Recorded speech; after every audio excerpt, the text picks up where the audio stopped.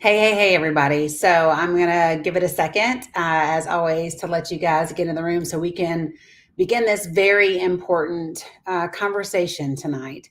And, I want to preface this broadcast and the things that we're going to be discussing by saying a couple of things.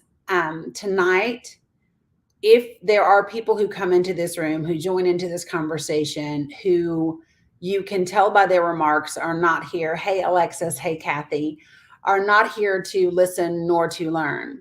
I would like for you to not engage. Hey, Sherry. Hey, Melanie. How is everybody? Hey, Mindy. Um, because so here's what I do know is that, we have a lot of things happening on social media where, people are trying to stir up racial issues and cause, just more divide and more controversy. And so if you see someone make disparaging remarks or racist remarks or something like that intended to provoke, I would just simply ask you to ignore and not engage. And I will do my best to block those individuals and we will keep on pushing. Hey, Kim, the information that I'm going to give you tonight is a lot. It is heavy.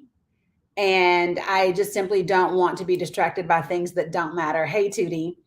And I'm not going to wait too long because I want to dive right in. I have spent the day putting this information together for you. And hey, Robin. And I just want to just dive right in. If you have questions, let me just say this. Hey, Susie, if you have questions, please feel free to ask them. I want this to be a space where we learn, where we grow, where we create some mutual understanding, and we can maybe even create some empathy or some compassion for each other, and not become overly sensitive to this and not become defensive in any way, shape, or form. Hey, Renee. So I want to say first and foremost, the purpose of this broadcast is not to say that all police are bad.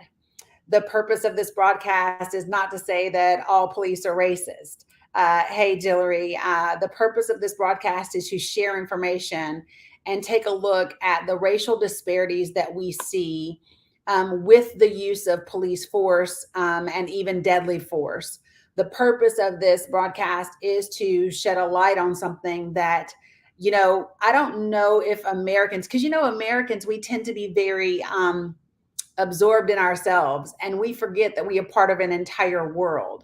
And I'm not sure how many Americans, especially white Americans, realize that America is being looked at very hard in terms of how we treat minorities and people of African descent.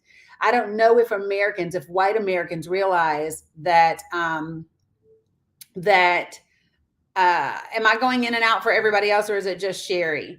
I don't know if white Americans realize that, a lot of the ways that we position ourselves, where we look at like crimes against humanity in other countries, that's something that the UN and other nations are concerned about happening here.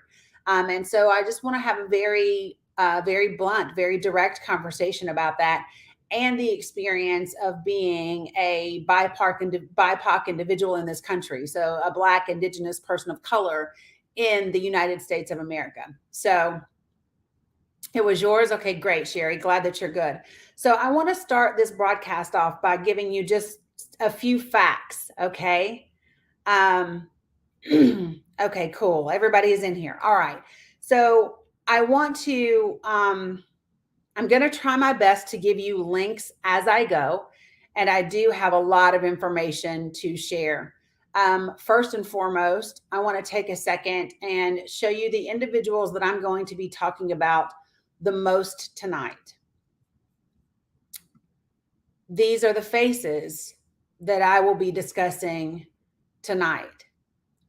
These are the faces of Breonna Taylor, Amir Locke, Khalif Browder, Sean Reed, Tamir Rice, George Floyd, Sandra Bland, Elijah McClain, Philando Castile, and Dante Wright. Those are the faces of the individuals that I'm going to be focusing on. And there are many others that I could have included. People that I did not include were Ahmaud Arbery, because this is most specifically about police interaction with Black lives, with Black Americans, right? And Ahmaud was hunted down in the streets by white Americans, right? There are, like I said, other individuals. I could have had Eric Garner on here or Michael Brown on here, but these are the people that I just simply, and it's going to be a lot to get it all in tonight, but I want to touch on each of these, okay? So, and I will tell you this, it has been a roller coaster of emotions today, putting this material together, and I'm not really sure in what direction, like in what order I'm going to take things, but I will start with Amir Locke because he was laid to rest today. So Amir Locke, here's what we know is he was a 22-year-old young man who, thanks Adrian, who was asleep on his cousin's couch. He was a young Black American man with no criminal record who had a legal firearm that he had obtained a license to carry. And he was sleeping on the couch of a family member. He was not the subject of a warrant. There were 3 warrants issued in connection with in connection with the people that they were looking for. He was not one of them. Of those 3 warrants, only one was a no-knock warrant, and that warrant was executed at the home where he was sleeping. So I think that this is important because out of the 3 warrants that were issued, only one was a no-knock warrant, and only one death was a result of these warrants that were executed, and it was in the home where there was a no-knock warrant. So what we know is that in the middle of the night, the police showed up to issue this, to execute this no-knock warrant. So if you aren't familiar with what a no-knock warrant is, it simply says the police do not have to knock, they do not have to identify themselves before they enter the premises. And they typically will do it in the middle of the night or early in the morning when people are asleep. Now, there's a distinct difference. I want to share this with you because this is the same type of warrant that was issued for the home of Breonna Taylor. Now, here's the difference. With Breonna Taylor, she also had no criminal record.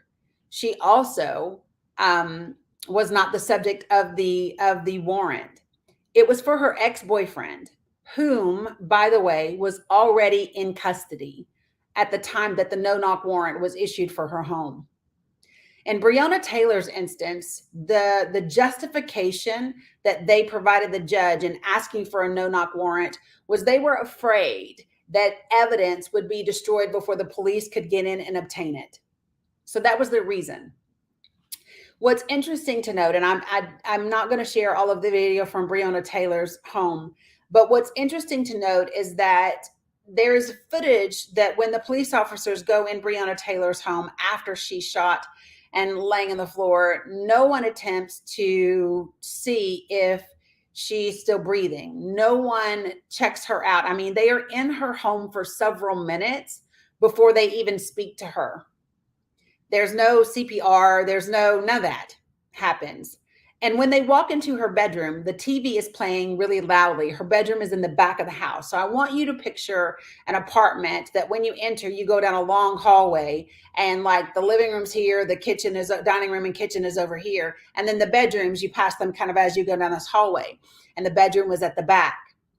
So she's at the back of the bedroom, TV playing loudly, and yet they don't have to announce themselves before they come in. And she's woken up in the middle of the night. And they have a legal firearm in their home. Now, many of you are from back home where I'm from. And I hear so many of you talk about your Second Amendment rights and your right to own a weapon and to defend your home. We do not see that working out very well for Black Americans when it comes to police officers entering their homes with no warning. With Amir Locke, I'm going to play this video. So again, this is your warning, okay? These videos are graphic, some of them more graphic than others, and they may be disturbing.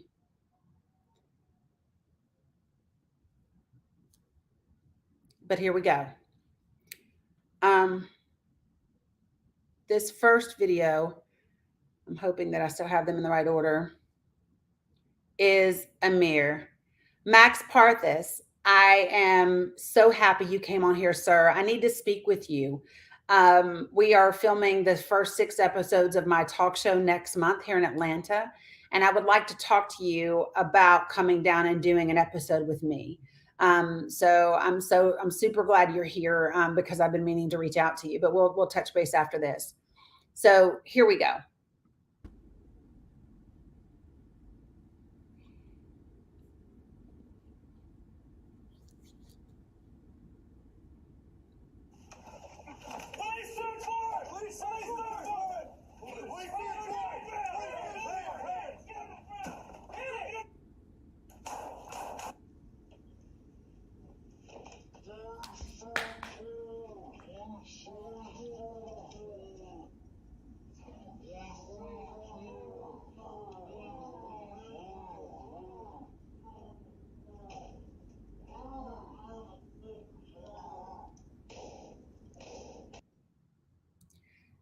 Now, I want you all to pay attention because I have watched that video now 5 times.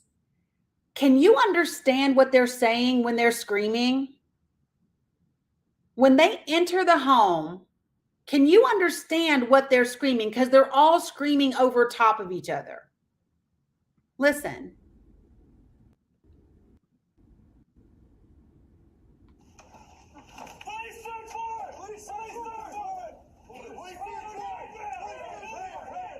It is not clear to me, and every time that I've watched this video, that I can hear them saying they are the police. One of the common themes that I see, it's all garbled. Right, Ethan. Right. So one of the common themes as I've watched these videos today is this repetitive and sometimes conflicting instructions from the police. Right. So I'm glad that you all felt that way. Now, the other thing that I want you to notice is that he is sleeping on the couch with, the back of the couch to the entry. And when they come in, one of the officers kicks the couch and he hears all that yelling. Keep in mind, he's not in his home, right? And he is a legal firearm owner. And all he hears is rah, rah, rah, rah, rah. Somebody kicks his couch and wakes him up. And so he reaches for his weapon because he has no idea who's behind him, right? And when he turns, he's still not pointing the gun at the officers when they fire multiple rounds into him and kill this 22-year-old Black man. Amir Locke was put to rest today. His service was in the same church where Dante Wright's service was held. You may remember Dante Wright was shot and killed by former Minneapolis police officer Kim Potter. She was just found guilty, I believe, in December with regard to the charges, and I believe she's due to be sentenced next week, I think. And so Minneapolis has had George Floyd, has had Dante Wright, has had Amir Locke. Minneapolis police, I do have a link for you that I'm going to put in here. Minneapolis police use force with Black Americans at a rate of 7 times higher than with white people. 7 times higher than with white people. This is a known fact.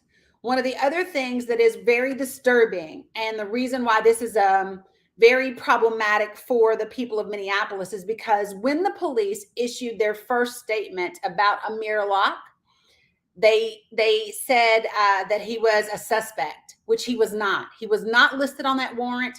He was not a suspect. It was his cousin's home.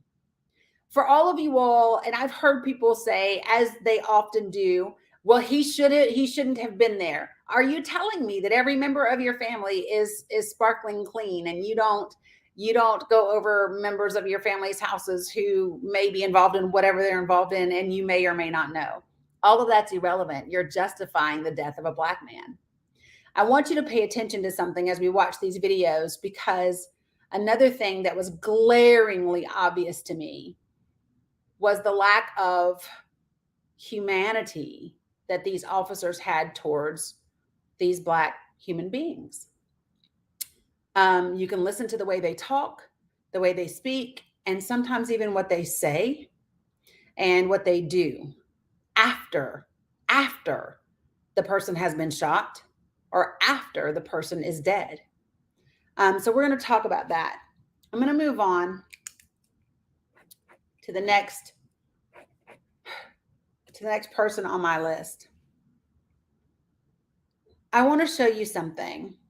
There is an article by Nature that talks about the tendency of officers to use violence. There's a whole study that's been done.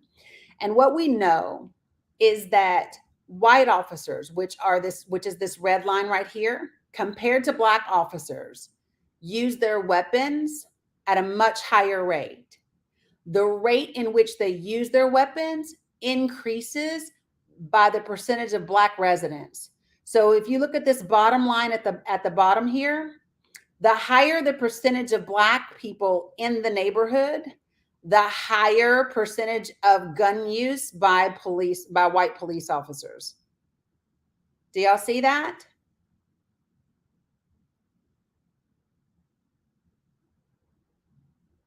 So what am I saying? Am I saying that all white police officers are racist? No. What I'm saying is that there are a multitude of factors that impact what we see happening. So one thing that impacts it is the rate of training. So would anyone like to guess how long police training is in this country? Max, you're not allowed to answer. Max says when slavery is legal and codified within state and federal constitutions, this is what you would expect, particularly in a race-based system as we have. Correct, I agree. Does anyone know the length of training that officers undergo on average in America?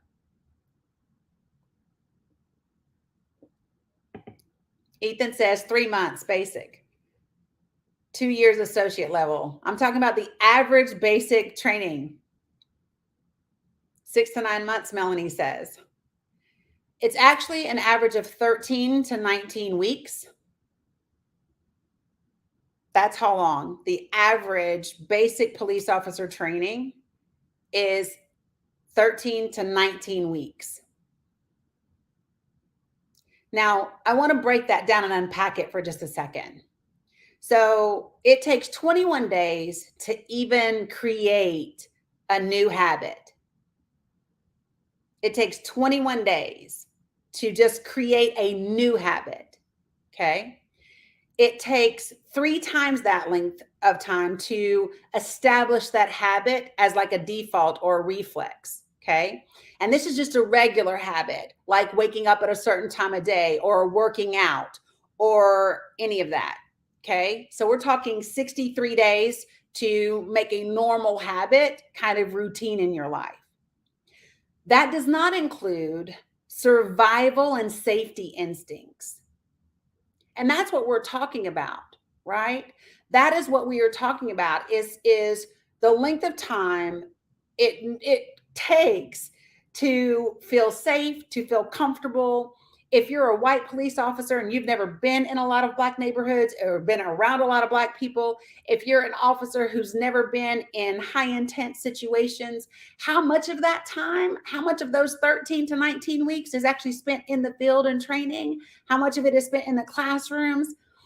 And then the second part of that is this. There was a 2005 study done by Stanford University that looks at the response to the picture of a Black face, a Black male face. And in this study, I've talked about this before, but in this study, what you see happen is when a Black face is shown, it's just a straight face, no names, no nothing, right? The area of the brain that triggers fear in white people went up by 64% at just the sight of a Black man's face. It went up. That fear part of the brain went up 64%. But guess what? In Black people, seeing a Black face, that portion of their brain that signals fear went up 63%. And you're like, what? Why would Black people be scared of Black people? Well, what that speaks to is the conditioning and the culture of the United States of America. Think about your TV shows. Think about the depictions of Black people in this country. Think of the way that your media talks about things. So when it's white crime, it's just crime. But when it's Black crime and it's a thug. When you think about movies, right? How often did we see white women clutching their pearls because the mean Black man was coming to get them? Right? So this is not something that can be solved with just fixing the system. This is understanding the nature, nurture, culture, and environment that we have. Last year in 2021, Black people were killed by police in 38 out of our 50 states. Ask me where we feel safe.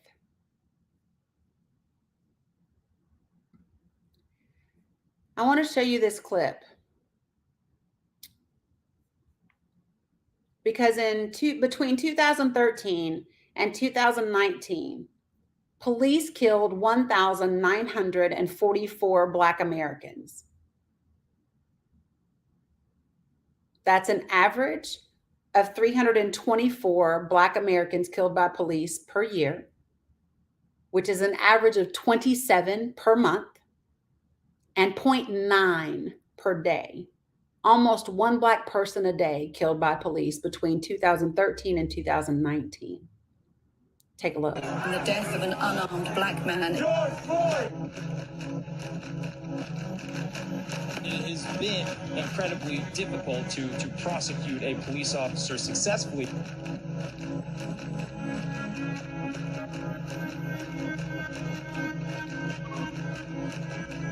I'm here because I'm sick and tired of seeing Black men and women be killed and nothing be done about it.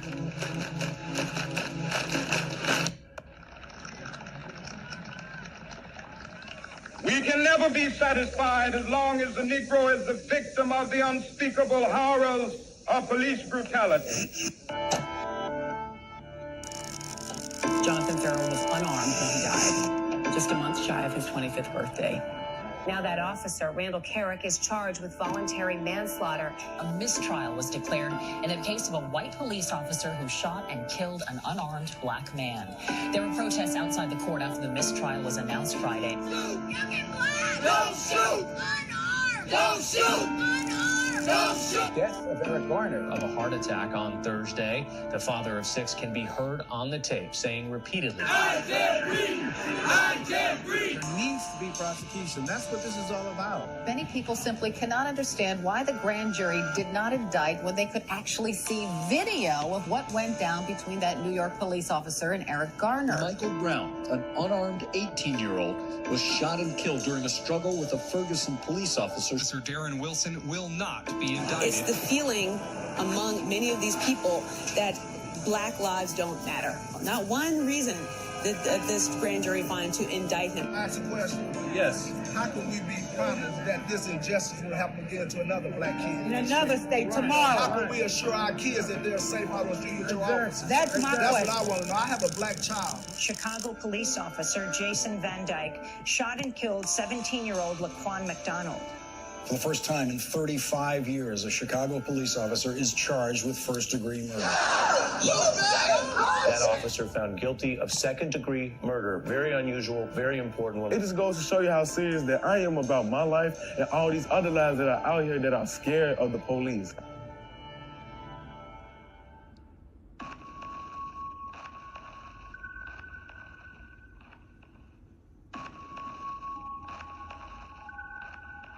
An officer shot and killed 12-year-old Tamir Rice on Sunday. Tamir Rice was playing with a pellet gun when officers arrived.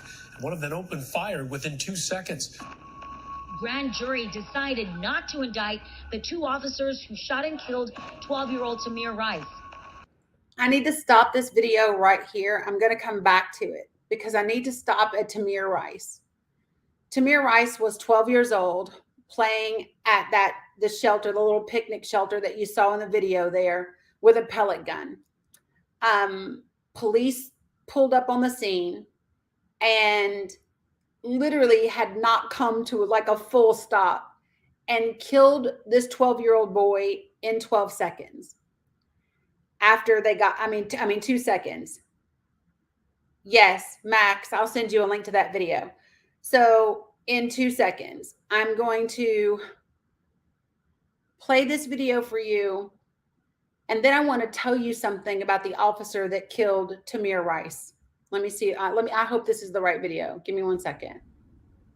I have so many that say, warning, this video contains violent images. I'm not sure. This is Tamir. There's no video because this is from a CCTV camera. You see him just playing with this little pellet gun. He plays like this for about 10 minutes, just kind of kicking the snow around. There's no one around him. There's no one to be scared of him. He's just a 12-year-old kid on a snowy day. You're going to see in a minute, he goes back and he's sitting at one of the benches up underneath this shelter after about 10 minutes pass by. And I want you to see the length of time. Right, Max, waiting for his sister to get out of school. So there he is. Police car. Boom, boom, boom. He's down. Do you see that? And then here's the thing. He kicks him. Look at this officer kick him to see if he's moving.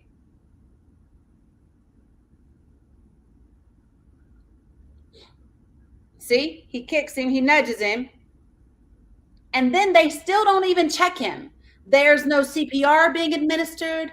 There's no checking for a pulse. There's nothing. Now, what might really astound you to know and to learn is that the police officer that shot and killed Tamir Rice was not indicted. Not only was he not indicted, he's an active police officer.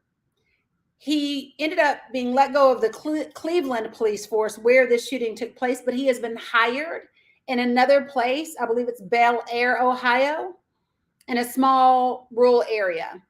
One of the reasons that can happen is because unlike physicians in this country, so, if you're a doctor or a nurse and you are found guilty of malpractice or medical malpractice or something like that, there is a national database that follows you where you go.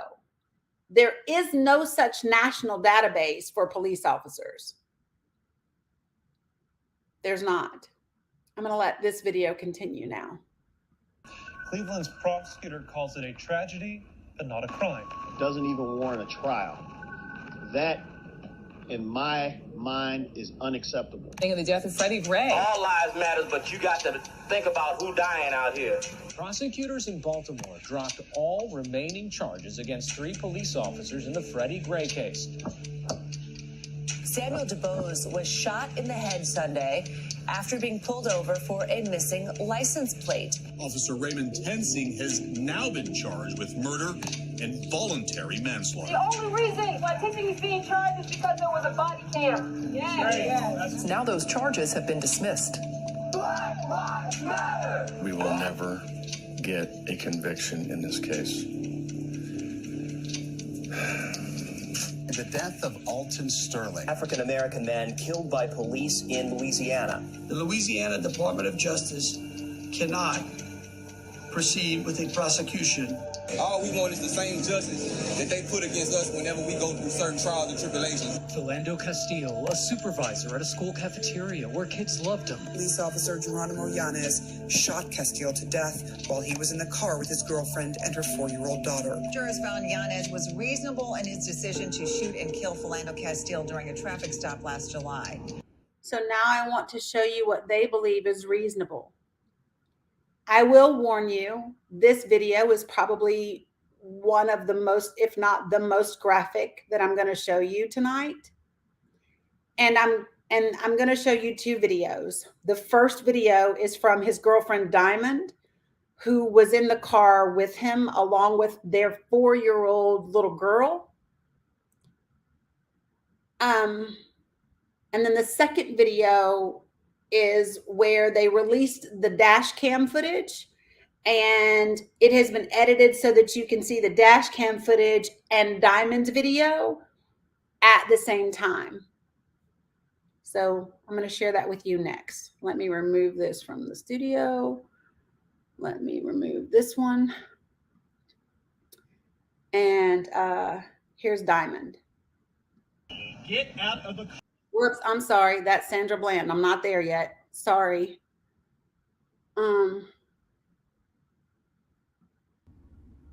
Here's Diamond's video. Stay with me.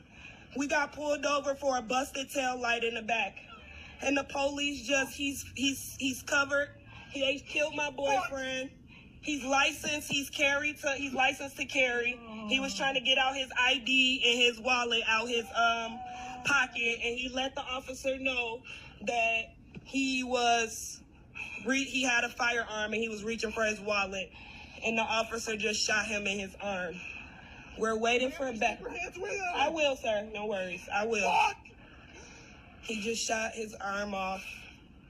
We got pulled over on Larpener. I told him not to reach for it. I told him to get his hand out. You told him to get his ID, sir, and his driver's license. Oh my God, please don't tell me he's dead. Please don't tell me my boyfriend just went like that. Keep your hands where they are, please. Yes, I will, sir. I'll keep my hands where they are. I have to stop for a second, because do you see how calm she is still calling him sir? She still has the presence of mind to call him sir. Right, Max, that's exactly what I'm saying. She has the presence of mind to still say sir. And that's something else that you're going to see in all of these videos, and almost all of them. And then the other part of this is, right, and the cop is obviously having a meltdown. This part is horrifying. It's the part that comes next that is gut-wrenching for me. Don't tell me this, Lord. Please, Jesus, don't tell me that he's gone. Please don't tell me that he's gone. Please, officer, don't tell me that you just did this to him. You shot 4 bullets into him, sir. He was just getting his license and registration, sir. Get the female passenger out.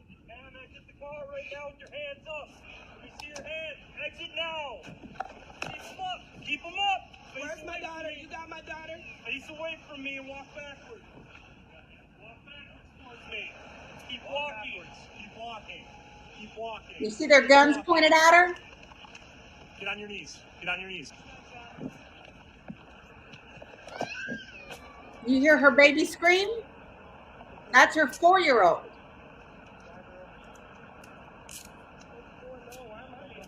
Man, you're just being detained right now until we get this all sorted out, okay? I'm in the back seat of the police car, handcuffed. I need a ride. I'm on Larpenteur Friday. Got machine guns. Here's where the shock wears off a minute and she's processing, right?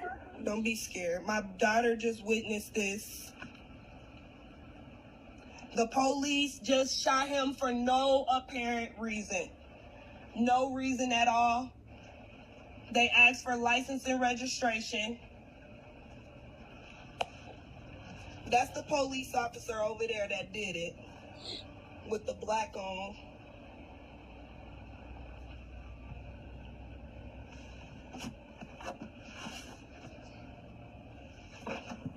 I can't really do shit because they got me handcuffed. I can't believe they just did this. I'm fucking back! It's okay, I'm right here with you. I need y'all to just stop for a second Does anybody not get that's a 4-year-old baby telling her mama, it's okay, I'm right here with you.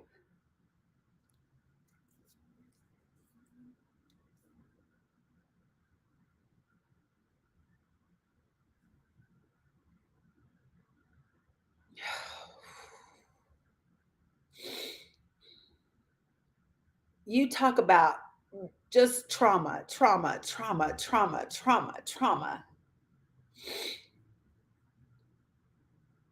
Right, Max, they are crimes against humanity. Now, Philando Castile was the supervisor of the cafeteria at a school where the children loved him. I'm going to show you next the combined video of the dash cam footage and Diamond's footage so that you can see what transpired. Because this is the dilemma. They tell Philando that he needs to give him his license and registration. He gives them the registration, but he has to reach for his wallet to get his license. So he tells the police officer, I have to tell you, I'm licensed to carry, right? I do have a gun in the car. And the cop says, don't reach for it. And Philando says, I'm not. Remember, he's reaching for his wallet to give the driver's license that the police officer just asked him for. And I want you to remember that the standard is there has to be a reasonable fear for your life. It is reasonable to me that if I plan to draw my weapon and kill you, I would not tell you I had one first. Here we go.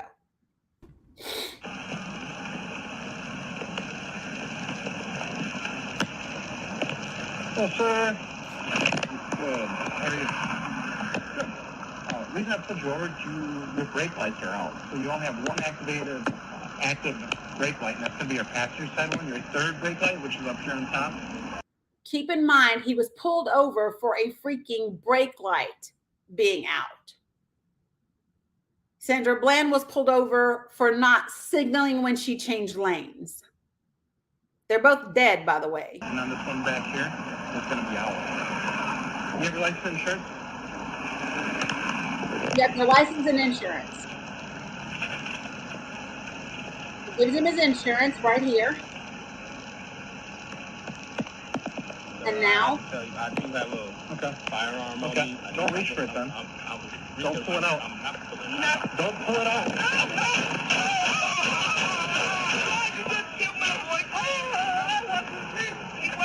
Don't pull it out! Don't move! Oh, man. Don't move! Don't move!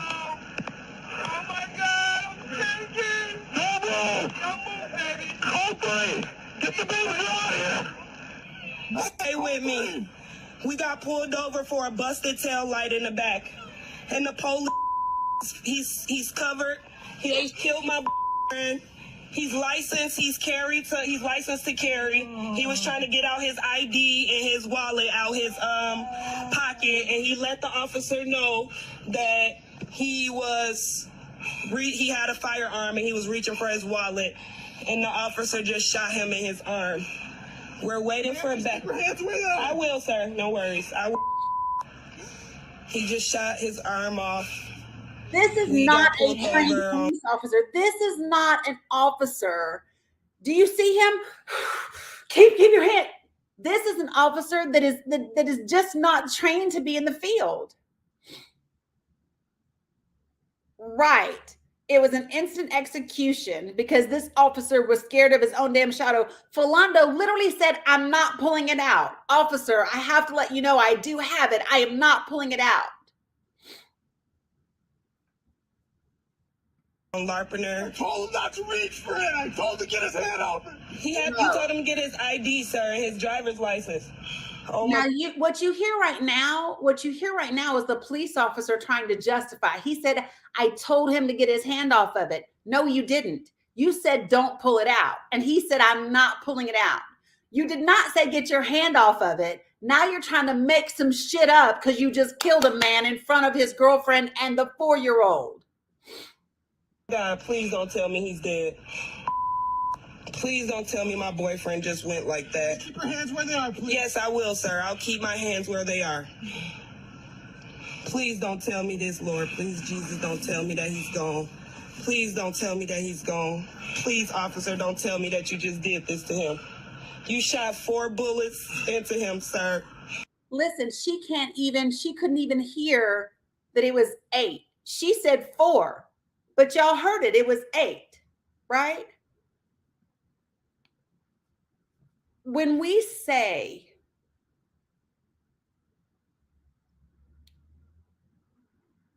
that we're tired, this is why. Nope. The police officer doesn't bother to check him. There's no assistance being given. There's no nothing. That's another commonality that you will see in these videos. I need to add one more video because I can only upload 10 at a time. And there's one more that I promised someone I would show. So just let me bring it up and then I'm going to take it back down. So okay, so I'm going to take this one down. That'll be the last one that I show. Okay. I want to go back to this video. This is Dinah. Under the circumstances, just because he was a police officer, that makes it okay. I think the past 2 shootings with Alton and Philando have really sparked something. There's people being murdered unjustly and not being held accountable. Cops are getting paid leave for killing people. Former fans burning his number 7 jersey. I hope you get cut. 40-year-old Terrence Crutcher was killed on Friday when local officers responded to a call of a stalled vehicle in the middle of the road. 12 jurors found TPD officer Betty Shelby not guilty of manslaughter in the shooting of Terrence Crutcher. So when you're black, your car can't break down in the middle of a street. When you're black, your car can't break down, right? Your car can't stall because you can end up dead. The facts were there. All the elements of manslaughter was there. The death of 22-year-old Stephon Clark sparked nationwide protests. Clark was hit 20 times. He was in his grandparents' backyard at the time. This is what we have to do to not only this young man, but those who are going to come behind him. Police officers will not face charges saying they did not break any laws when they shot Stephon Clark in his grandparents' backyard.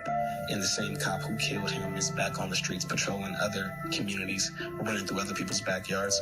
I'm uneasy with that. Anger overnight over the shooting death of 26-year-old Botham Jean in his own apartment. Former Dallas police officer Amber Geiger is waking up this morning behind bars. She was found guilty yesterday of murdering her neighbor in his own home. Tatiana is her name, and everyone is seeing that name on social media. There she is. She was up playing video games with her nephew when she was shot and killed by former Fort Worth police officer Aaron Dean. The Fort Worth police officer who shot at Tatiana Jefferson in her own home has been formally charged with murder.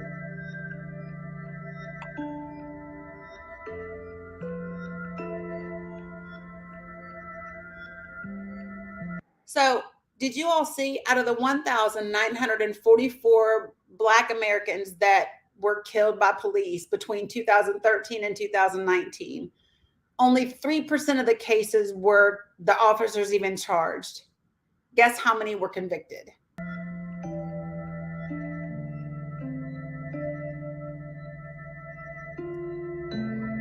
Less than 1%. Breonna Taylor. A woman was shot and killed in her apartment. George Floyd died in police custody after an officer pressed his knee into Floyd's neck. Said, "I can't breathe," eerily similar to what we heard in 2014 with Eric Garner.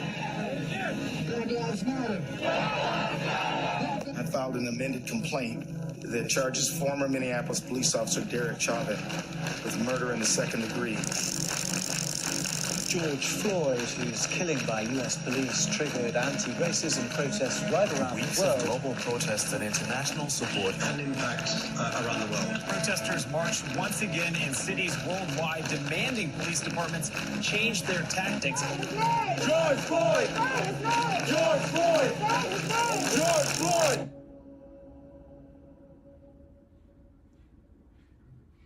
So, I want to give you a link to a Microsoft Word document from the UN. And it was prompted by the murder of George Floyd. And they've launched this thing into like addressing systemic racism around the world, including the United States of America.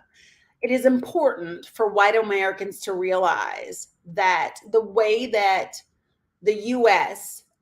Looks at other countries and their human rights violations against women, against people of different religions, is the way that much of the world looks at us with regard to how you treat Black Americans and Native Americans, BIPOC individuals, right? We tend to, as Americans, elevate ourselves as if we are so much better than other countries. And other countries are watching us and saying, oh, no, no, no. You have human rights violations of your own, and we're watching you.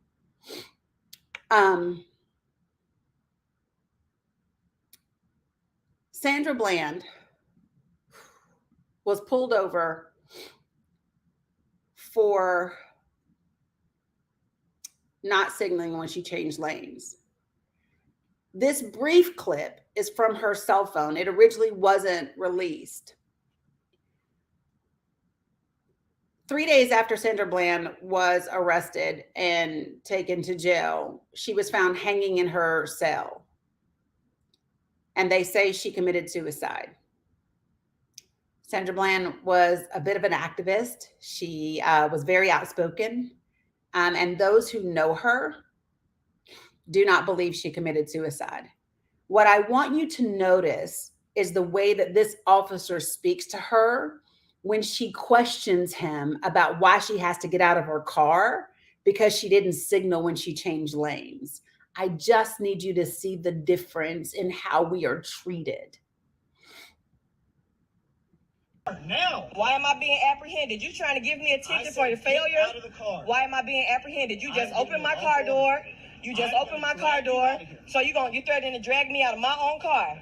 Get out of the car. And then now he's pointing his taser at you up. Get out. Wow. Wow. Listen. Wow. Did you know what he said? He said, get out of the car. I will light you up. He opened her car door, is threatening to drag her out of the car, and says, get out of the car. I will light you up. Get out. Wow. Now. Wow. Get out of the car. For a failure to signal. You're doing all of this for a failure to signal. Get over there. Right, yeah. Yeah, let's take this to court. Let's do it. Ahead. For a failure. Now listen, she says, let's take this to court. Let's do it for a failure to signal. Does this sound like a woman who's ready to hang herself? She had just gotten a new job. She was an activist when it comes to police officers. Does she sound like a woman that a couple days later is going to be found hanging in her jail? Right? No, she's not a suicidal woman.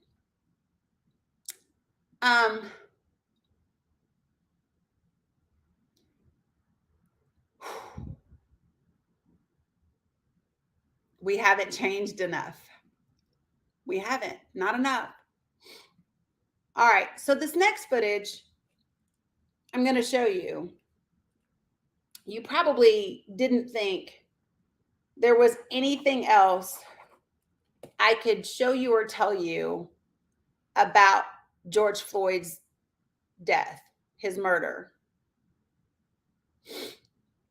But let me ask this question. How many of you all have actually seen the body cam footage from the officers?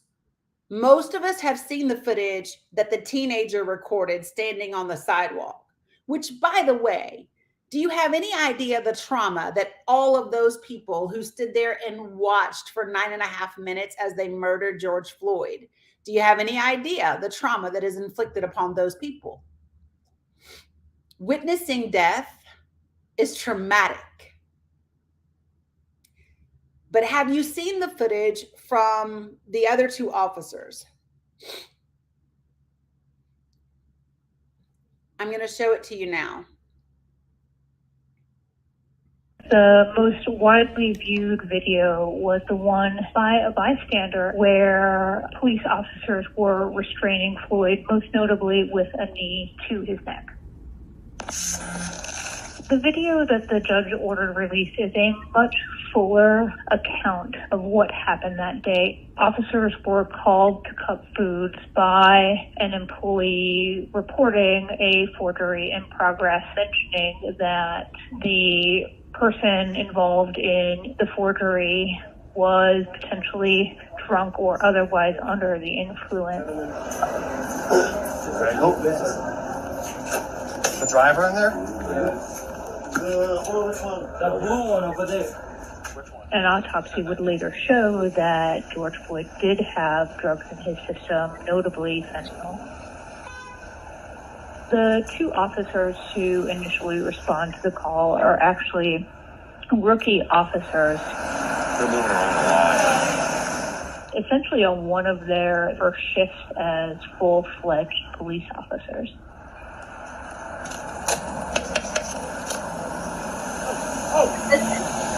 Let me see your hands.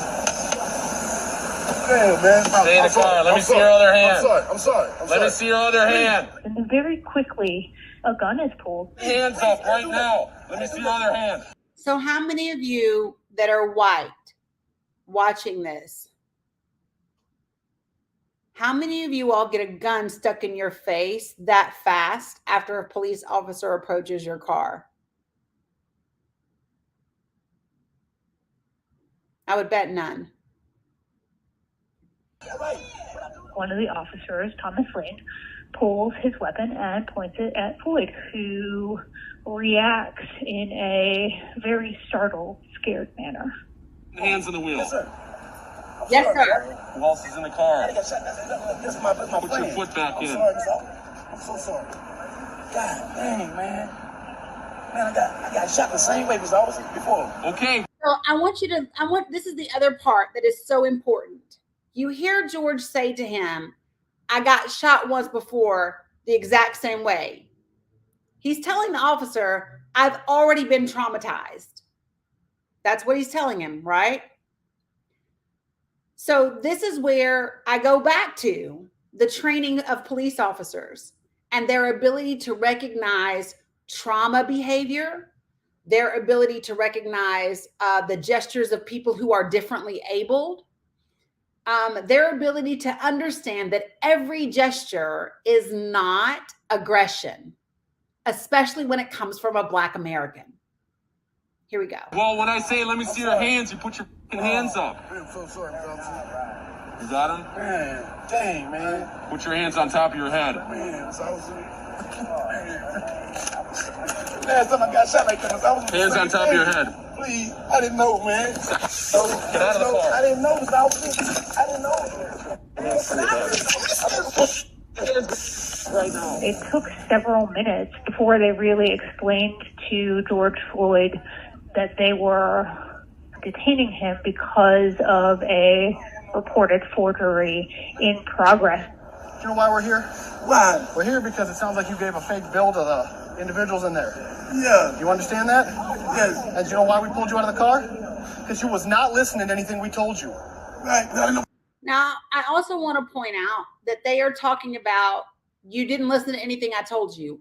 And yet they were told by the store attendant that George appeared to be on something.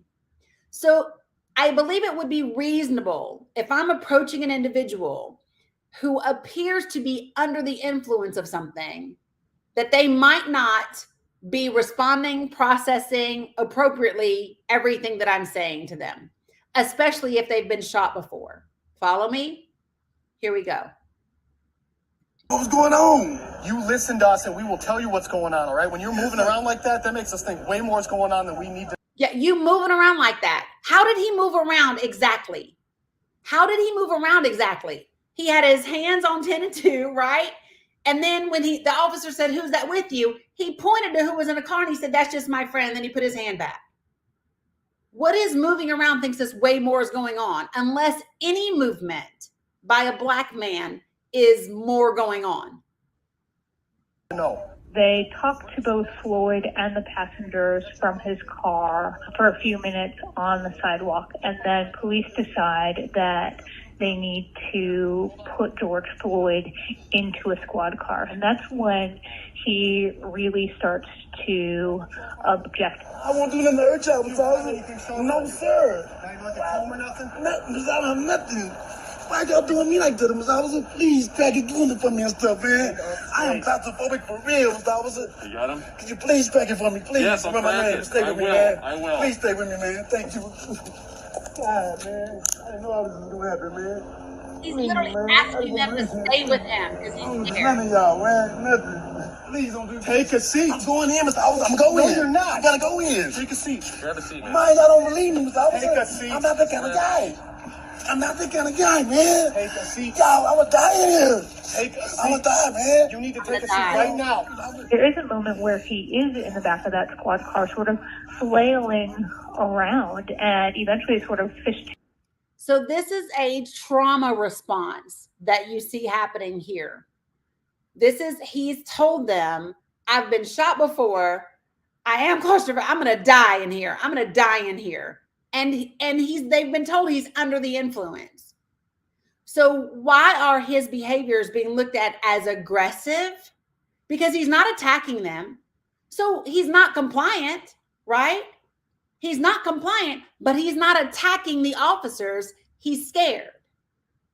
Watch how they treat him. Sails himself out of it and back onto the ground outside. Sometime during that interaction, officers Chauvin and Tao arrive and start helping to restrain Floyd. There is some discussion as they're getting into position about how they should restrain Floyd, whether they should use a device called the hobble, whether or not they should turn him on his side. Restraint? Hobble? I'll grab that. When they're first restraining him, he is still talking, telling them, I can't breathe. I can't breathe, man. Please. Please let me stay in. No. Please, man, I can't breathe. From the time we see officers begin restraining George Floyd with a knee to his neck, as well as an officer at his back and one at his feet, it's about 5 minutes until he appears to lose consciousness. You roll him on the side.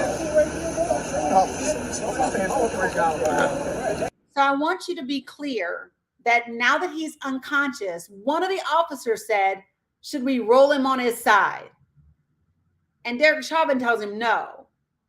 And that's really when the crowd becomes particularly agitated. He's not responsive right now. He's not responsive right now. He's not responsive right now. He's not responsive right now, bro. At one point, as they're restraining him, officers do talk about and appear to take George Floyd's pulse. Is he breathing right now? Check his pulse. Check his pulse. Check his.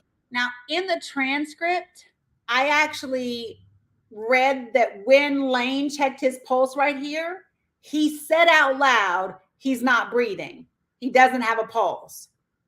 So at this moment, they knew he did not have a pulse, and no one attempted to resuscitate him or do CPR. Officers call for paramedics, and they initially call in what is known as a Code 2, which is a situation that's supposed to be handled immediately with lights and sirens not being used at first. So they call for an ambulance, but no lights, no sirens. Just get here when you get here. The man ain't moved yet, bro. Then, as the encounter with George Floyd escalates, they ultimately decide that they need to ramp it up to a code 3. 3:30, EMS is at Portland and 36. They were advised of Advise what? A code 3. Which is an emergency situation, also to be entered immediately, but in a way that the emergency responders can get there as fast as possible using lights and sirens now.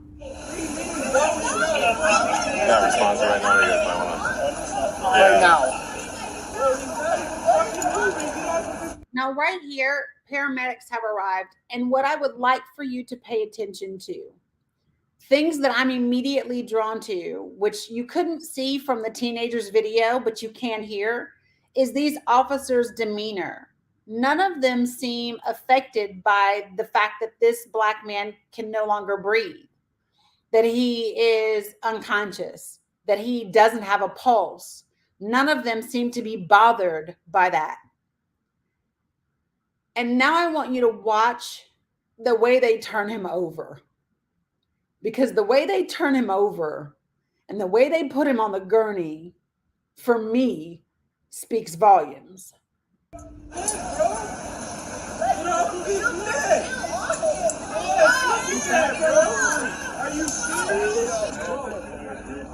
Officers don't stop restraining George Floyd until paramedics arrive. From the time they start restraining George Floyd until paramedics arrive, it appears from the body cam footage that officers hold him down for about 9 minutes.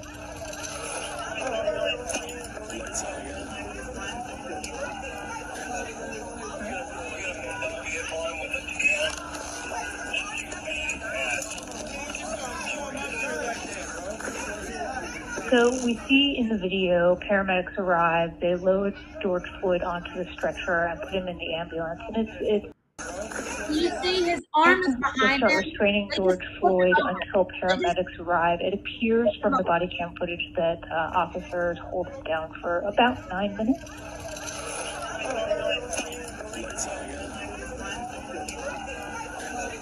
There's no care involved. Look.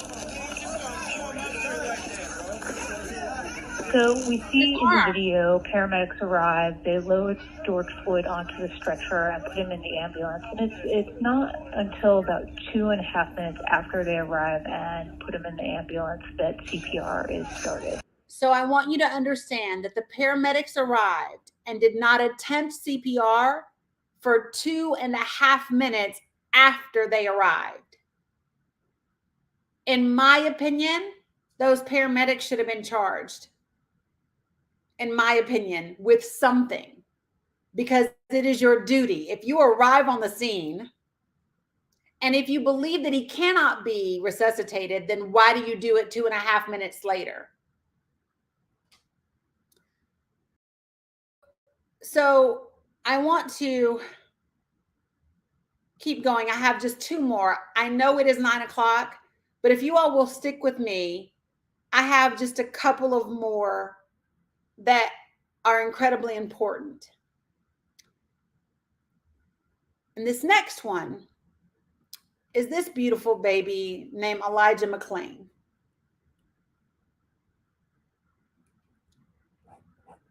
Elijah McClain was simply walking home from the store. And he was a little bit quirky. He was a little bit unusual. He was a little bit different. And he tries to tell police that. And it results in them putting him in curatorial hold. And 3 days later, he's declared brain dead, but he actually codes on the scene. So I'm going to share with you what happened to this beautiful human being. It's August 24, 2019 in Aurora, Colorado. A security camera picks up 23-year-old Elijah McClain at this Shell gas station buying soft drinks and wearing a face mask. His family lawyer told NBC News he was in the habit of wearing this mask. After paying for his items, he turns around and bows to the man behind him in line. His family told NBC News this was his signature gratitude bow. At 10:30, I just got to stop right there. That's his signature gratitude bow. the lawyer told NBC News he was in the habit of wearing this mask. After paying for his items, he turns around and bows to the man behind him in line. His family told NBC News this was his signature gratitude bow. At 10:30 p.m., a man calls 911. Let me see if you have a mask on. He looks good to you. He might be a good person or a bad person. Yeah. So, mask on. Okay. Any weapons involved or mentioned? No. Okay. What color is the mask, or what does it look like? Just wearing a mask. Black mask? It's like a... Is it like a ski mask, or what type of mask is it? Yeah, like a ski mask. Elijah McClain is walking home from a nearby Shell gas station. He's holding a plastic bag with his purchases. At 10:43 p.m., Aurora police officer Nathan Woodyard spots McClain. Favor, stop right there. Hey, stop right there. Stop. Stop. Stop. Stop. I have a right to stop you because you're being suspicious. 9 seconds after exiting his vehicle, the officer initiates physical contact. Stop tensing up, dude. 10:44 p.m., Officer Jason Rosenblatt and Officer Randy Rodema are now also on the scene and surround McClain. No, I am an introvert. Please respect the boundaries that I am speaking. So listen, he said, I am an introvert. Please respect the boundaries in which I'm speaking. I'm going home.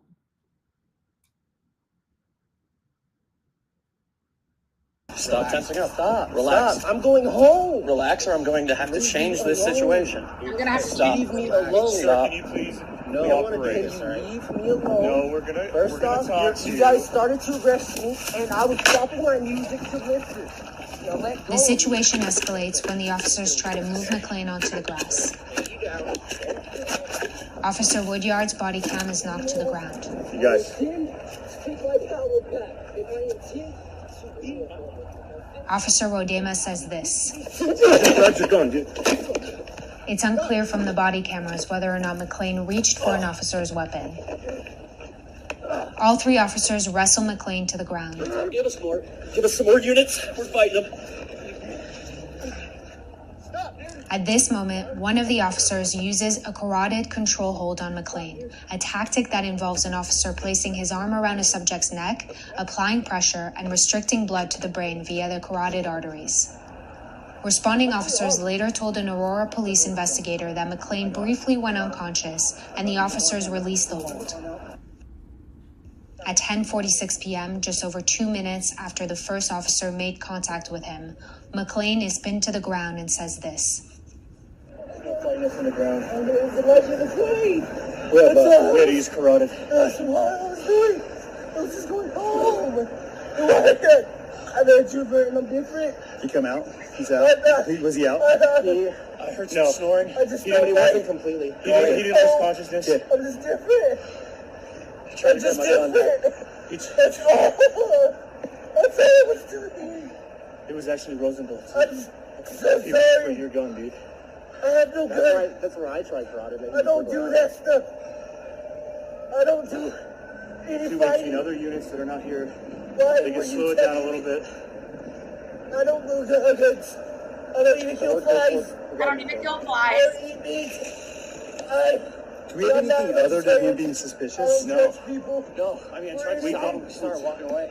Yeah, Cruiser 26, we need to slow everybody down. Responding officers later tell an investigator that McClain was actively resisting and fighting the officers' attempts to place him into handcuffs. What I was trying to do I tried. was become better. We started it because he reached for Rose's gun. Yeah. And we had him on the wall. All right. At 10:49 p.m., McClain throws up a first time. Stop. Oh, yeah, I'm sorry. Oh, was he trying to do that? He throws up. He throws up and then apologizes for throwing up. And he says, I wasn't trying to do that. Listen to what he tells them. I can't breathe correctly because I can't breathe correctly. Oh, I'm sorry. I Over the threw up. next 4 minutes, Breathe McClain correctly. gets sick a few more times. Officers are also heard multiple times asking him to stop fighting. Rolling this way, dude? Are you able to? Legs locking up. There you go. Just like that. You're good. Don't You're get good. up, dude. It's not going to be good for you. I'm telling you right now. It's not going to be good for you. Messing around, I'm going to bring my dog out. He's going to dog bite you. You understand me? You're throwing up. You can't At breathe properly. 10:54 p.m., McLean is still on the ground, and an officer says this. So when the ambulance gets here, we're going to go ahead and give him some ketamine. Yeah, sounds good. Perfect. Let's give that a couple of minutes and then we'll put him on. Whatever he's on, he has incredible strength. Yeah, crazy strength. 10:59 p.m. A fire medic administers 500 milligrams of ketamine to McLean in an attempt to sedate him. 2 to 3 minutes later, he is loaded onto an ambulance.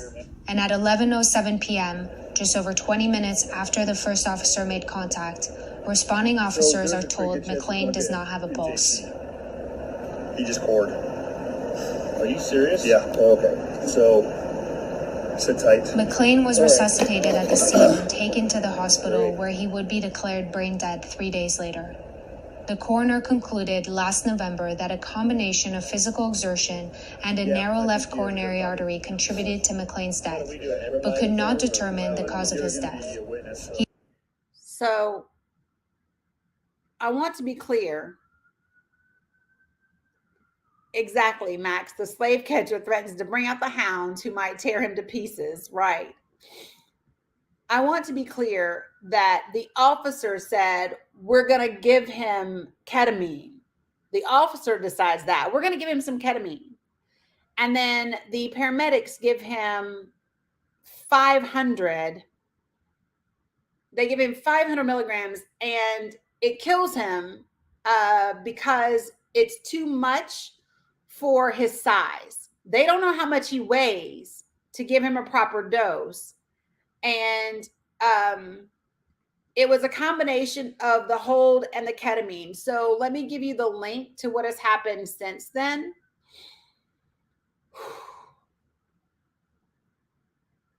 Jesus. So the police officers and the paramedics do end up getting charged for the death of 23-year-old Elijah McLean. And they are charged with criminally negligent homicide, and they are charged with manslaughter. I'm going to give you a link, and then I want to tell you something. Wait a minute. Did I say milligrams, kilograms? Give me a second. Sorry. Hold on. Let me see what they gave him. Because I'm all in my emotions, and I want to make sure that I'm paying attention. Hold on one sec. I don't want to say it wrong.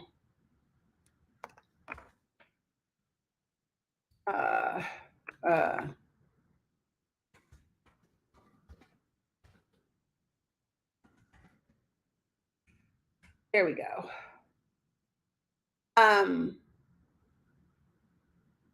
So he should have received 320 milligrams to 350 milligrams, and instead he was given 500. I believe he weighed 145 pounds. Yeah. So now I'm going to share something with you.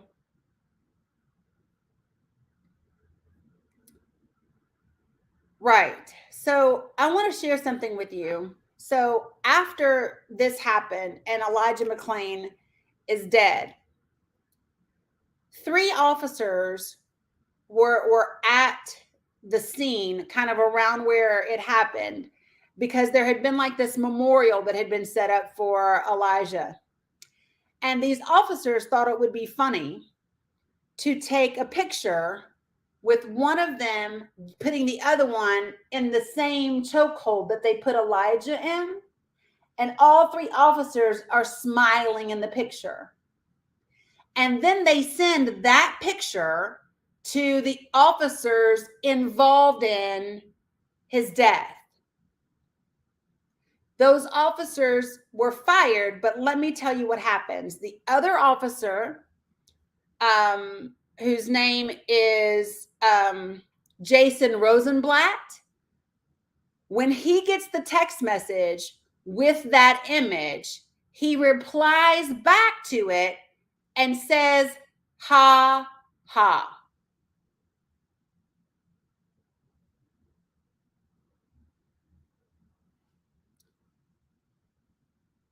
He said, ha, ha.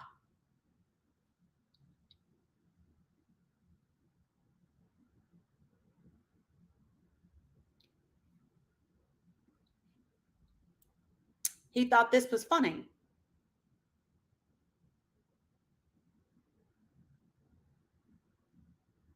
I just need that to sit with you for a minute.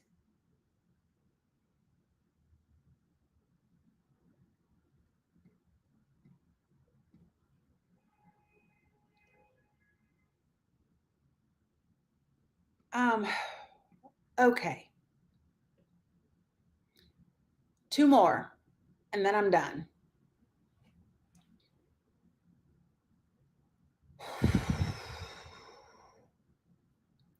Melanie, I agree. This is why we need programs that include counseling. But here's my thing. This is what, when they use that slogan, defund the police, it was the wrong slogan to use. It is about providing proper training.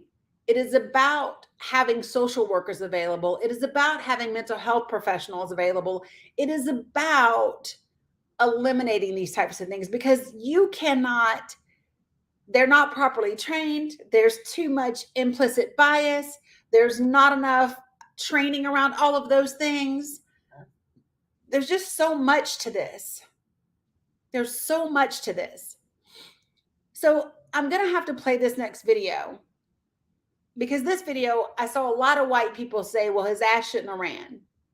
And here's my response to you. That's irrelevant.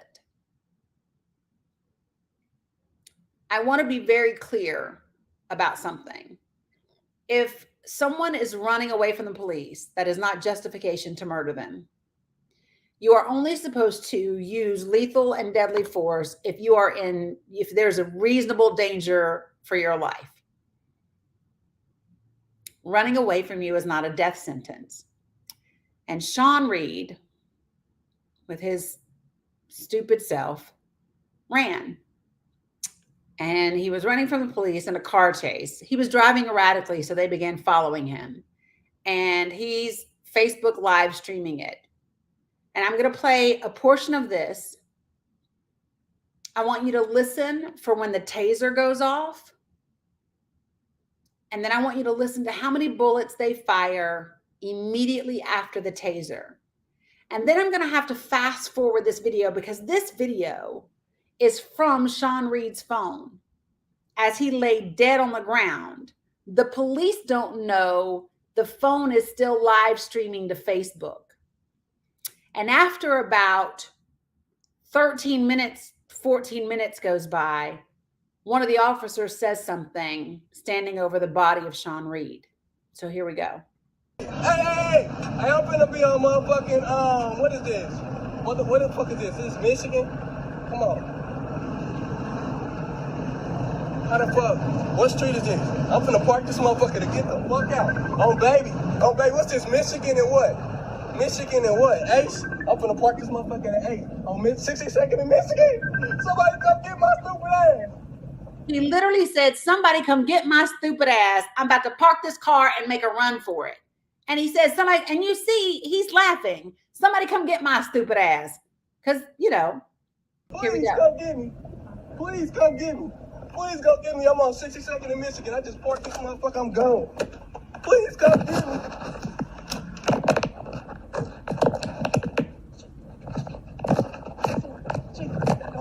So he's running away from the police. Oh. What you say?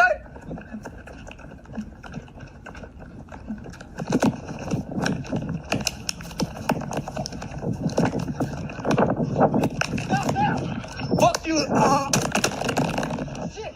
That's the taser.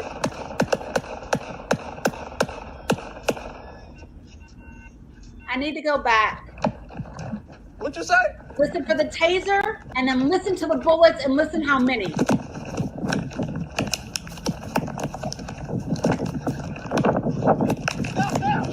Fuck you. Shit.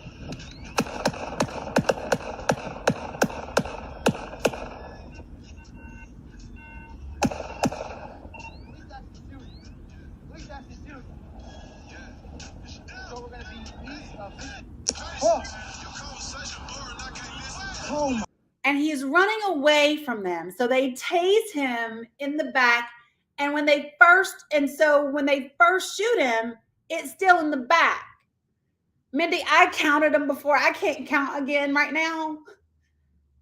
But I need to fast forward because all this time, the phone, if you want, this full video is on YouTube and it's over an hour long because they don't know it's still live streaming. And after a while, the music's not playing anymore on his phone. And it's just clouds in the sky and birds tweeting. And then you hear people trying to call him to see if he's alive. But I want you to listen to what the police said. And Max, you have a great point. Any Black person who viewed this live tonight would run. It's hard to be mad when we run or when we don't want to get in police cars or whatever because you're terrified. Right. So Ethan says, I have Cop Watch installed on my phone so that if I get pulled over, I can hit the app and it uploads live to the site. Agreed. I believe with Siri, there's a thing that you can say, Siri, I'm getting pulled over, and she will do the same thing. I want you to listen to what this officer says, and you have to listen closely, but please listen to what this officer says standing over the body of Sean Reed.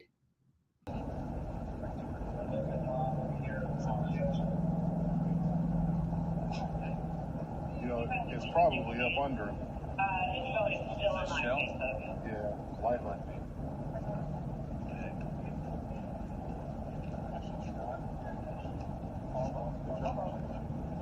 Yeah. Right here. 32502. And then Frank get 260. Oh, he actually got one off? Yeah, he got one off.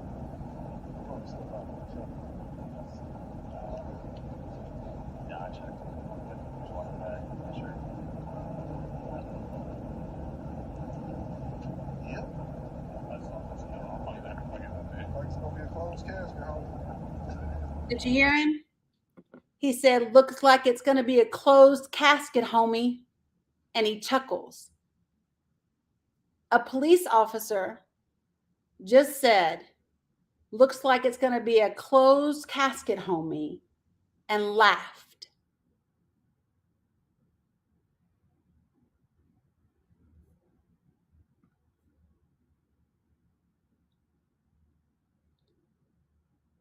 A police officer that finds humor in the death of a human being should not be a police officer.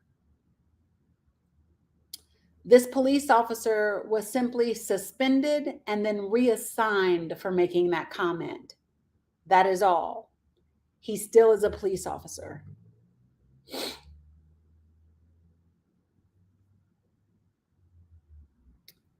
I want you to hear what 3 eyewitnesses said they saw happen to Sean Reed. Here, dude was right here at this Ace, hopped out his car behind that and took off right across the street. Police caught up to him. They tased that y'all. They tased him, and I really hope this ain't dude who was just on live running from these police. Dude was light skinned. He had on a white shirt. They over there. They white shirt and what kind of pants is? Gray pants. Gray pants. He had on a white t-shirt, gray pants, and some gray shorts. Yep, white t-shirt, gray shorts. He took his shirt off. He got out his car right here. Ace, my police chasing him. He ran across the street. They tased him. They tased that and shot him right in his back. I swear to God, me, my mama, and my sister seen the whole thing. And two. So they tased him and then they shot him in the back.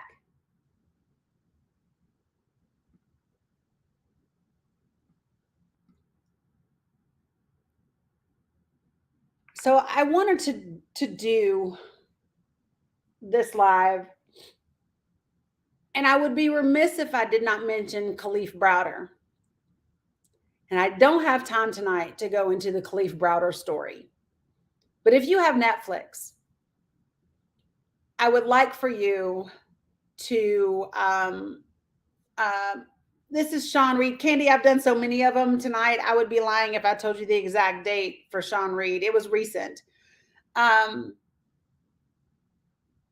if you have Netflix, there are a couple of documentaries that I would ask you to watch.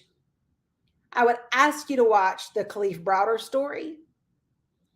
And I would ask you to watch 13th, the documentary. Please.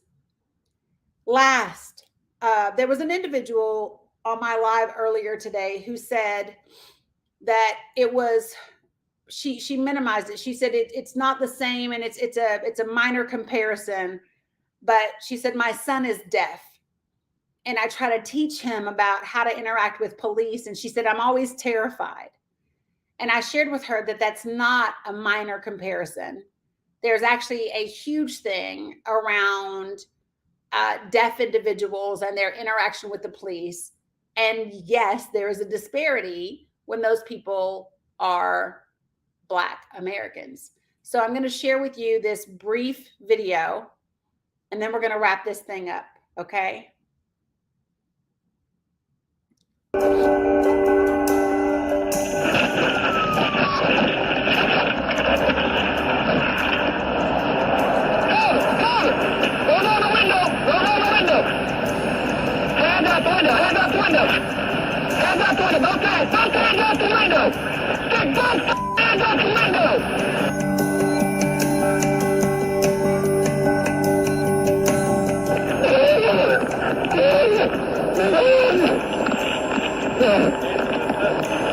It said hearing impaired on the thing. It says hearing impaired. Oh, like this.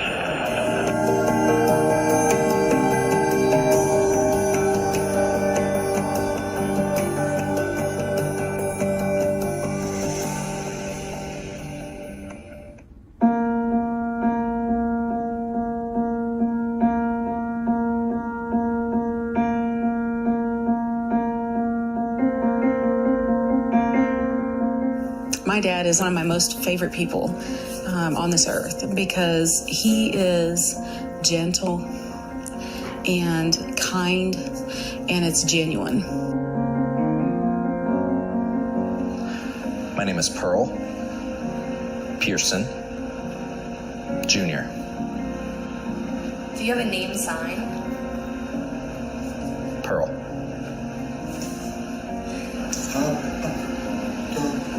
And I love jokes. I love making people laugh.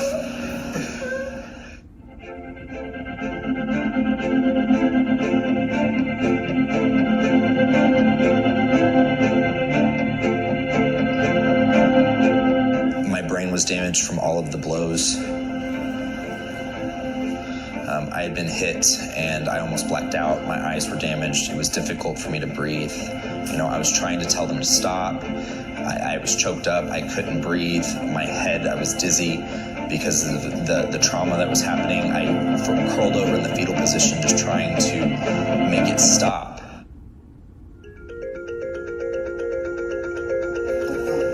Before that, I had gone to a Deaf Coffee event at Starbucks. And they closed at 10, and I left about 9:30. I said bye to everybody, and I left. And we were driving.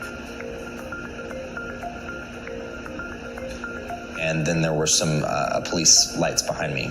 I didn't know where we were going, so I pulled over, and the police pulled up behind me.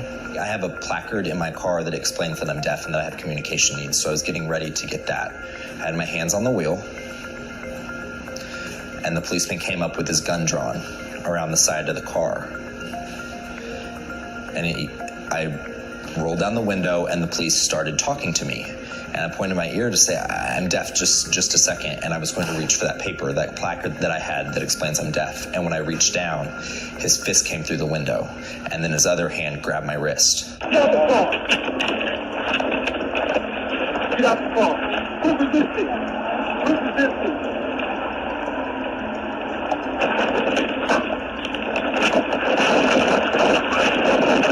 When they pulled his arm like that, it dislocated his shoulder. So at that moment, before he even got out of the vehicle, his right arm is completely out of socket. So they finally got the door open and got the seatbelt off and pulled me out onto the ground, and then were beating me. And the police say that it was 7 minutes, but it really felt more like 10 or 15. They at one point had him in a chokehold. We learned that he had a concussion.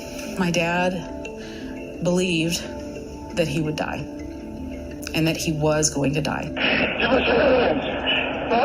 Give us your hands. Oh my God.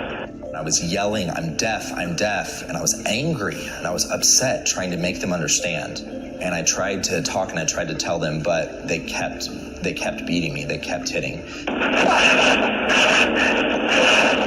And so I just had to go back into a fetal position. I was screaming. You can't follow commands if you can't hear them. You can't put your arms behind your back when you've got one arm dislocated and hanging out and the muscles that are attached to it torn. It's not physically possible to do that. Hey, you know why he was resisting you? Because he was trying to grab this car. Oh, that's what it was. I knew it.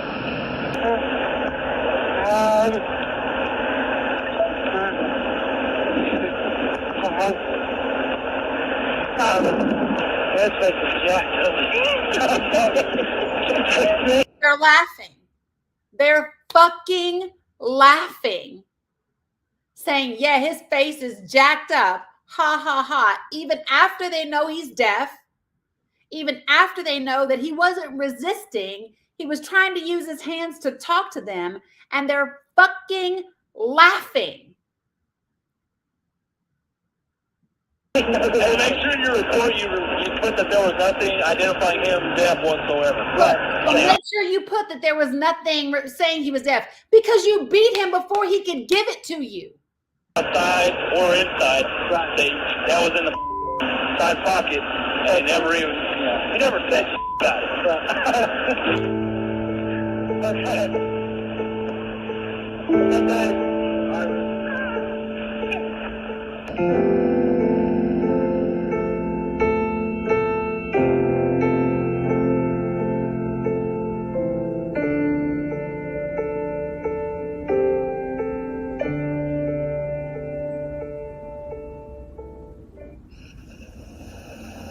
I wanted to just cry, but we had work to do, and I needed to hold it together. His eyes were swollen, and it was like blood.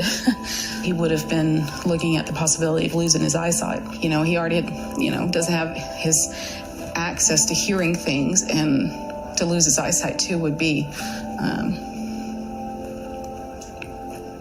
just, I don't even know how to say it. So, my dad, like I said, is the nicest, most fun, gentle guy.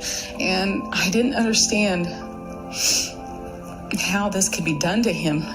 This thing has happened to other deaf individuals in other states, and there have been others that have ultimately died.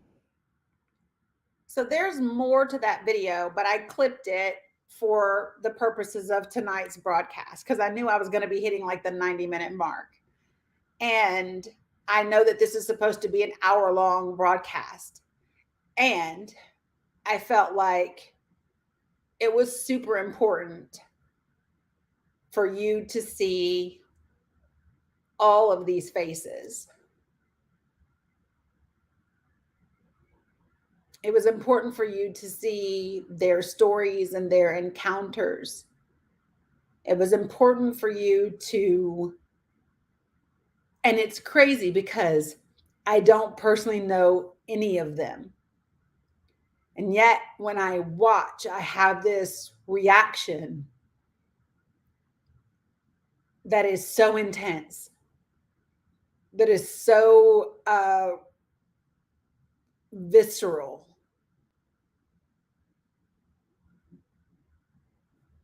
Right, Max, because we are them. And the thing is, I need it to be, I need you to be them too.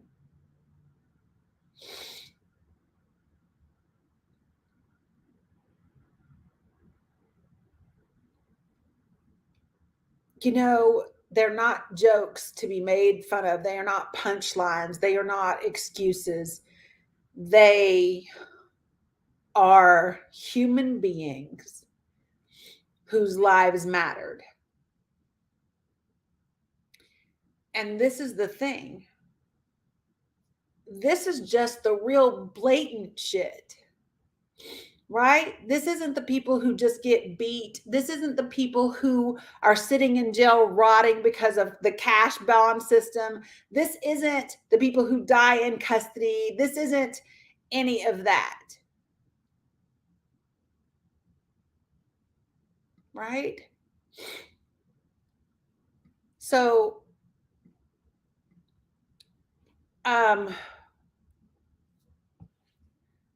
for those of you who have had a reaction to kneeling, and it's something that you haven't previously supported, can you understand why we would kneel? Can you understand that when we think of America, the systems that are supposed to protect and serve us are killing us? And less than 1% of the officers are being held accountable for it. And can you understand why that would make us say, I have to take a knee?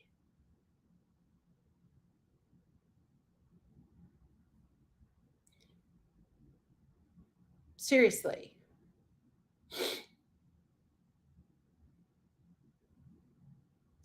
And the thing is, like, this is just like these faces that I gave you are just a few. There are so many more. There are so many more. So what I would ask you to do for all of the people who are, for all of the white Americans here that are watching, right? I would ask you to share it. I would ask you to watch the documentaries. I would ask you to take some action, get involved, find out why the 13th Amendment still allows slavery, and find out why there's a connection to the for-profit prison system, and why there is a school to prison pipeline, and what that means for Black and brown children in this country. There's so much more. And in no way, shape, and form am I saying that all police officers are racist. What I am saying is that there are some that have implicit bias. There are some that have bigotry. There are some. And the other thing is that blue line is keeping those who aren't racist from correcting the ones who are. And that makes you racist by fucking default.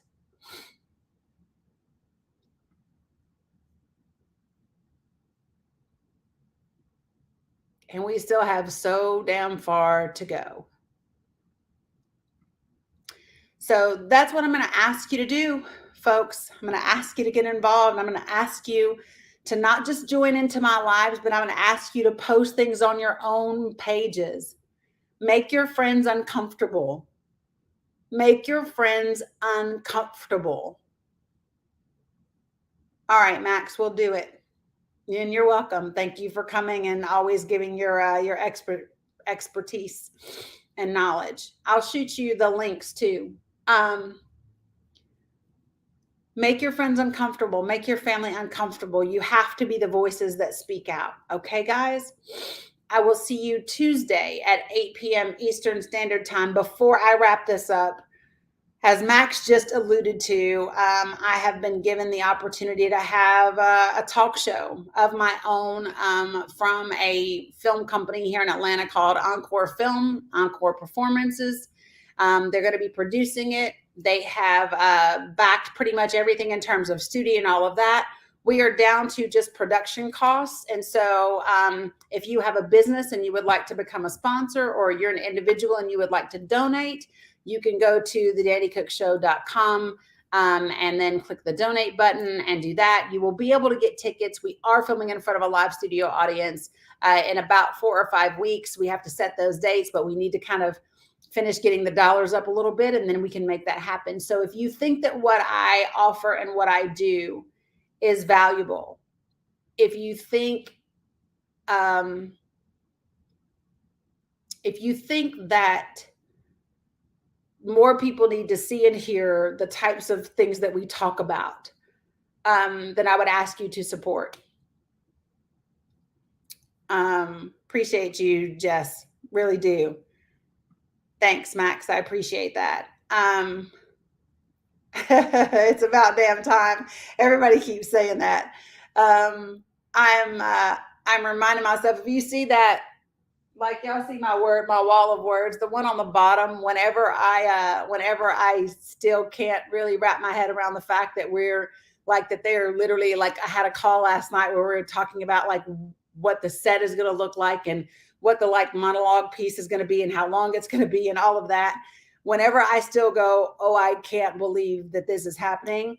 Because you know how we always do. It's like, man, really me? And then I have a quote on my wall that a friend of mine told me, and she said, always remember you belong in the room.